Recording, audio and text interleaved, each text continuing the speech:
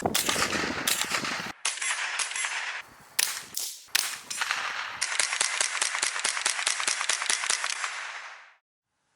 guys, RMA Arms here. Today we're going to be testing some really cool, really popular, really fun 22 LR semi-automatic rifles. We have the Ruger 1022, which is probably one of the most popular rifles in the world. I think everybody and their brother has one of these. We're going to be testing that up against the Remington Model 597. I know a lot of the questions people ask about a semi-automatic 22 is it going to run any type of ammo? So we brought with us about 5 or 6 different types of rounds, different companies, different velocities, high velocity, low velocity, hollow point, etc. And we're going to run some of that through this and make sure that it cycles everything. We don't have any failure to reload or failure to ejects. It's going to be fun. Let's go get it. So we have the Ruger 1022. This comes in at our local gun store. These came in at about $220, and the Remington 597. Those are going for about $170 with no scope. Neither one of those really break the bank. Both of those are a really good value. I'll say this about these semi-automatic 22s. They're low cost, they're high fun. I'm telling you, I've got a lot of different guns, not a lot compared to some people, but I've got a few different guns. The 22 semi-automatic guns, these things are a blast. These are just as much fun as just about anything else to shoot, because you can just grab a box of ammo for, you know, 20 bucks and you can shoot all day, and it's just as much fun as shooting anything else. So these are really some of my favorite guns. As a matter of fact, I feel like most people start off, this is how most people learn how to shoot. This is how I learned how to shoot. I picked up Ruger 1022, very similar to this one, at 18 years old. It was the first gun I ever purchased myself. That's what we'll kind of talk about first. You know, what is the purpose of these guns? Well, number one, like I said, learning how to shoot. I feel like this is a great rifle if you want to teach your kids the basic firearm safety, the basic firearm foundation. If you want to teach somebody who's new to firearms, you know, you put a 308 in their hand, they might be a little timid. You put a Mosin Nagant in their hand, they're gonna have a sore shoulder and be a little timid of shooting. So guys, there's like no recoil at all. It's literally like shooting a BB gun. So if you're new to firearms, I'm telling you, this is the way to go. If you're trying to find a rifle for your daughter, for your son, for your wife, for you that doesn't have much experience with rifles, dude, this is the way to go. And you know, what are they not for? I mean, you could use these rifles for just about anything. You know, personal defense, maybe I'd tell you to pick something else if that's the only purpose that you were going to use this rifle for. There's probably something else you could buy that might do the job a little bit better. But, you know, hey, it's better than not having a gun at all. So these rifles are really well-rounded and really good at a lot of different things. They're some of my favorite rifles to shoot. So one thing is 22 reliability. That's one thing that if you're buying a semi-auto 22, you know, there's some stuff out there on the internet about them not being 100% reliable. From our testing, from what we have seen, okay, we're talking from our perspective here, both the Remington 597 and the Ruger 1022 have been 100% reliable when you're using the proper ammo. You know, we were going to roll some footage here in the background of us shooting some different boxes of ammo, and the only thing we had a problem with was the subsonic super quiet CCI low velocity, or however they're called. So other than that, and they still fire, they just don't function the bolt. This Butler Creek, I've had a lot of malfunctions with this. Almost every time I use these, I have a malfunction, okay?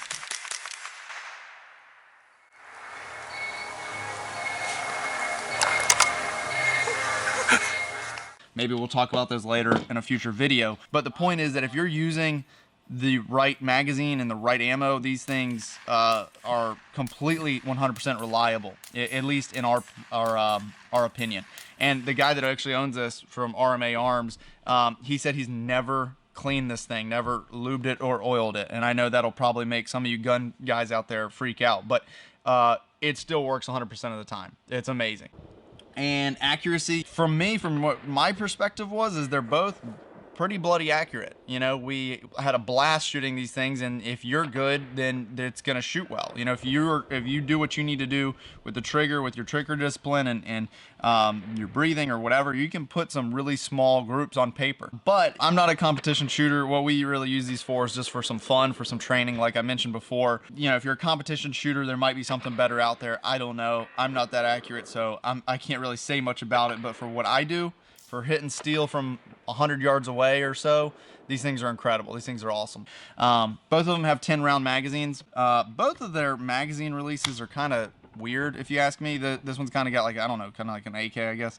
I don't know what it is, but push this down and you kind of got to pull this out. When you put it in, you know, I don't know, it just kind of goes in a little bit different than, like, let's say an AR-15 magazine or something. The Model 597 is a little weird as well. It's a little bit more conventional on how it just slides in normally, but this pullback mag release is not my favorite. Not that that's a huge deal, because you're probably not doing a bunch of tactical mag swap, but it is something to think about. I don't know, which one do I like better? Probably the Ruger, just because I'm more used to it, but the 597 I'll just slide straight in there. So I don't know, it's not that big of a deal with either one.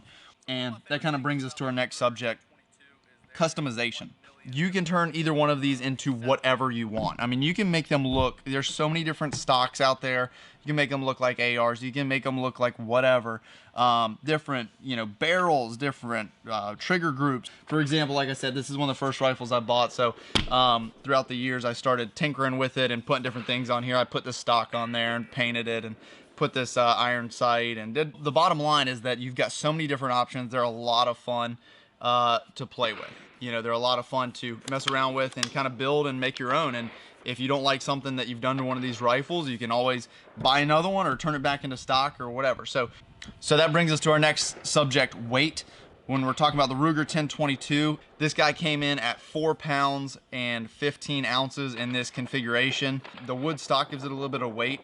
At the 597 comes in at 5 pounds and 6 ounces, okay, without the scope. It's a few ounces different between the 1022 and the 597, but both of them feel great. They're both well balanced. Lighter gun might be better for, like I said, small kids or whatever, but heavier, less recoil, and you know, thicker barrel here on the Remington. A little bit better accuracy wise. So plus and minuses for both. One other thing, the one thing that there's a lot of different configurations on this 597. There's a lot of different configurations on this 1022 available, but in their current state, I will say this: notice it has no iron sights at all. If I was going to recommend a rifle to somebody, I like the 1022, how it actually has iron sights, because you can do both. You know, you can put a scope on here, which is awesome, and you can shoot it like that. But if you want to shoot it without a scope, you don't have that option whatsoever. To me, I like the option of iron sights on just about every rifle I have. And for learning how to shoot, iron sights are the way to go. Anyways, that's just a little critique on the 597, which I know they make other models with iron sights. So if I'm telling you to buy a gun, I would probably recommend the version with iron sights, whatever that may be. Okay, so trigger.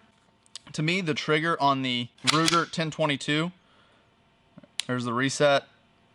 The trigger seems a little bit lighter and a little bit crisper here on the 597. It's a little bit mushier coming out on that reset, but honestly, it's not that big of a deal. When you shoot the last round like this, if the mag's empty, the bolt stays open. I like that feature. I think that's a better feature because you know the rifle's empty. And on the Ruger, it doesn't do that. At least with these mags, at least with the factory mags. Now, I don't know, maybe there's something I don't know, but with these, I have a handful of these 10-round rotary mags, rotational mags, whatever they're called. They don't stay open. My bolt doesn't stay open. I don't know why. It doesn't do it on either one of my versions, but maybe there's something you guys know that I don't. But to me, I like the last round bolt open version better. All right, guys, let's wrap this up. So what do we think? What's the overall impression, and what is our pick for the winner here? In my opinion, price point they're at, for $170 at our local gun store, I would go with the Remington 597. To me, the thing's great. Shoots well, reliable, accurate. It does everything it does for $50 less, and that's $50 you could spend on literally 1,000 rounds of 22 ammo. So I'm telling you guys, both of these are fantastic guns. Both of them are great. Bottom line, price comes into it, and I would go with the Remington 597. All right, guys, thanks for checking out the video. We appreciate any subscriptions and likes and everything like that. Maybe you got a different opinion than I do. leave a comment down below, or maybe if you have a question about either one of these guns, we'll try to stick around and answer it for the next few days. And leave a question. And if you want to see something reviewed, if you want to see a gun reviewed by RMA Arms, we'll check it out and see if we can do that for you. But appreciate it, and we'll see you at the next video.